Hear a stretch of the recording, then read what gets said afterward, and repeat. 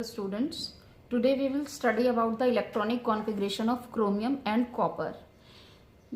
Last video में हमने सीखा है कि इलेक्ट्रॉनिक कॉन्फ़िगरेशन हम डिफरेंट एलिमेंट्स के कैसे लिख सकते हैं। आज हमें देखना है क्रोमियम और कॉपर क्यों स्पेशल एलिमेंट्स हैं जिनका इलेक्ट्रॉनिक कॉन्फ़िगरेशन कुछ डिफरेंट तरीके से लिखा जाता है।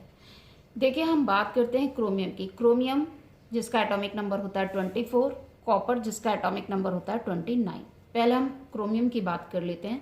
क्रोमियम 24। अगर हम इसका इलेक्ट्रॉनिक कॉन्फ़िगरेशन लिखेंगे तो हम लिखेंगे 1s2, 2s2, 2p6, 3s2, 3p6, 4s2 और 3d4। अब देखिए, हम काउंट कर लेते हैं नंबर ऑफ इलेक्ट्रॉन्स। 2, 2, 4, 6, 10, 12, 18, 20 एंड 24। तो नंबर ऑफ इलेक्ट्रॉन्स 24 आए। और जिस तरीके से हमने लास्ट वीडियो में बताया था ऑफ-बाउल रूल के अनुसार हम इसी तरह से इलेक्ट्रॉनिक कॉन्फ़िगरेशन लिखते हैं। लेकिन होता क्या है, यहाँ पर एक रूल फॉलो होता है और वो रूल ये है कि किसी भी एलिमेंट की स्टेबिलिटी डिपेंड करती है कि या तो उसकी ऑर्बिट में इलेक्ट्रॉन्स कंप्लीटली फुलफिल्ड हो या फिर एग्जैक्टली हाफ फिल्ड हो। कंप्लीटली फुलफिल्ड हो या एग्जैक्टली हाफ फिल्ड हो। अब कैसे, देखिए, अगर हम लास्ट ऑर्बिट को यहां पर ड्रॉ करें, एस ऑर्बिटल यहां पर मैंने ड्रॉ किया 4s ऑर्बिटल। अब देखिए, इसमें केवल एक बॉक्स होता है। डी ऑर्बिटल की अगर मैं बात करूं तो इसमें 5 सब ऑर्बिटल्स होते हैं, 1, 2, 3, 4। अब इन इलेक्ट्रॉन्स को जब मैं यहां ड्रॉ करती हूं तो देखिए, एस में 2 इलेक्ट्रॉन्स हैं, डी में 4 हैं, तो 1, 2, 3, 4।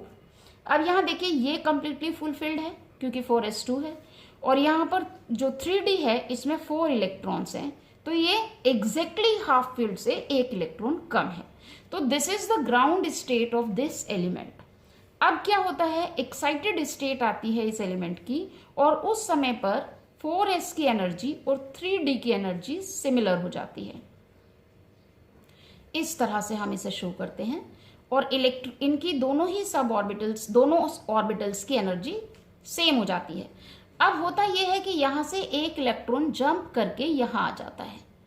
अब यहां जब इलेक्ट्रॉन आएगा तो पोजीशन क्या हो जाएगी, देखिए यहां पर सिंगल इलेक्ट्रॉन बचा और यहां पर 4 थे, ये यहां जंप करेगा तो 5 हो जाएंगे, 1, 2, 3, 4, 5। अब हम कह सकते हैं 4s में 1 इलेक्ट्रॉन है और 3d में 5 इलेक्ट्रॉन है। और हमें पता है 4s2 होता है, 3d 10 होता है। 4s2, 3d 10, तो इनका एग्जैक्टली हाफ क्या हुआ, 4s1, 3d 5। अब देखिए, 4s1, 3d 5, या तो ये कंप्लीटली फुलफिल्ड है या ये एग्जैक्टली हाफ फिल्ड है। ये दोनों ही स्टेबल इलेक्ट्रॉनिक कॉन्फ़िगरेशन होते हैं, तो हर एलिमेंट इसे अचीव करता है। अब जिसका नियर बाई इसके इलेक्ट्रॉनिक कॉन्फ़िगरेशन होगा, उसमें यहां से इलेक्ट्रॉन जंप करके लास्ट में आकर के या तो एग्जैक्टली हाफ फिल्ड बनाएगा या कंप्लीटली फुलफिल्ड बनाएगा। तो इस तरीके से 4s से इलेक्ट्रॉन जंप करके 3d में आ जाएगा और इसको एग्जैक्टली हाफ फिल्ड कर देगा और खुद भी एग्जैक्टली हाफ फिल्ड हो जाएगा। तो ये एग्जाम्पल हुआ क्रोमियम का। इस तरीके से हम इसका, अगर आप इलेक्ट्रॉनिक कॉन्फ़िगरेशन ये लिखोगे तो मार्क्स 0 आएंगे, रॉन्ग हो जाएगा।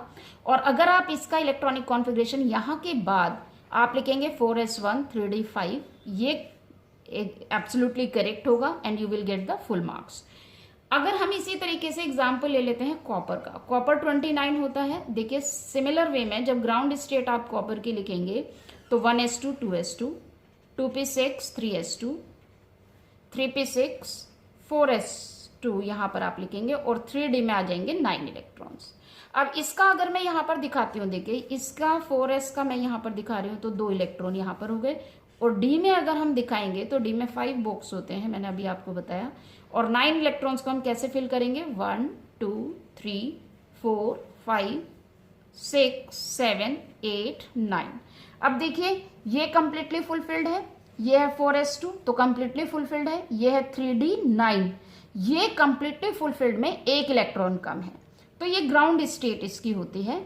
अब एक्साइटेड स्टेट में क्या होगा, दोनों की एनर्जी सेम हो जाएगी। एनर्जी सेम होने का मतलब है कि इलेक्ट्रॉन फिर कहीं भी जंप कर सकता है इजीली। अब देखिए, यहां से एक इलेक्ट्रॉन जंप करके यहां आ जाएगा और इसे कंप्लीटली फुलफिल्ड कर देगा और खुद एग्जैक्टली हाफ फिल्ड हो जाएगा। ये देखिए, 5 इलेक्ट्रॉन्स यहां पर और 4 इलेक्ट्रॉन्स ऑलरेडी यहां थे, और जो इलेक्ट्रॉन यहां से जंप करके आया उसने इसको पेयर्ड कर दिया है। तो अब हम इसे कैसे लिखेंगे, 4s1, 3d 10। तो ये एनर्जी जो है दोनों की सिमिलर हो जाती है और एनर्जी सिमिलर होने के बाद इलेक्ट्रॉन यहाँ से जंप करके यहाँ इजीली आ जाता है। तो ये इसका एग्जैक्टली इलेक्ट्रॉनिक कॉन्फ़िगरेशन हुआ, यानी यहाँ से एक इलेक्ट्रॉन यहाँ जंप कर जाएगा तो इसका सही इलेक्ट्रॉनिक कॉन्फ़िगरेशन होगा 4s1 3d10। तो ये दोनों केसेस में यहाँ पर ऐसे होता है, एक्सेप्शनल केसेस हैं तो एग्जाम्स में ज़्यादा पूछे जाते हैं। और आपको ये पता होना चाहिए, अगर क्रोमियम हमारे पास आ जाता है Cr+ का इलेक्ट्रॉनिक कॉन्फ़िगरेशन लिखना या Cu+1 का इलेक्ट्रॉनिक कॉन्फ़िगरेशन लिखना है तो हम कैसे लिखते हैं, ये भी मैं यहाँ आपको हिंट दे देती हूँ, आप खुद इसको करिएगा।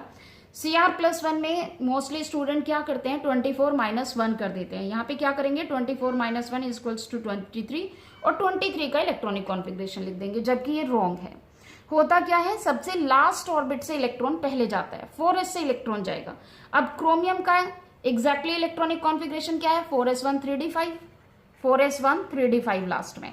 तो लास्ट ऑर्बिट कौन सी है, 4th ऑर्बिट है, तो सबसे पहले इलेक्ट्रॉन यहां से जाएगा, यानी 4s0 3d5 आप इसका लिखेंगे अगर Cr+1 आता है। इसी तरीके से Cu+1 आता है तो आप क्या लिखेंगे, Cu+1 का Cu का इलेक्ट्रॉनिक कॉन्फ़िगरेशन क्या होता है 4s1 3d10, और अगर Cu+1 है इट मीन्स इसमें से एक इलेक्ट्रॉन निकल चुका है तो वो एक इलेक्ट्रॉन लास्ट ऑर्बिट से निकलेगा, तो 4s0 और 3d10। होप सारी चीजें आपको क्लियर हुई हैं। Thanks for watching.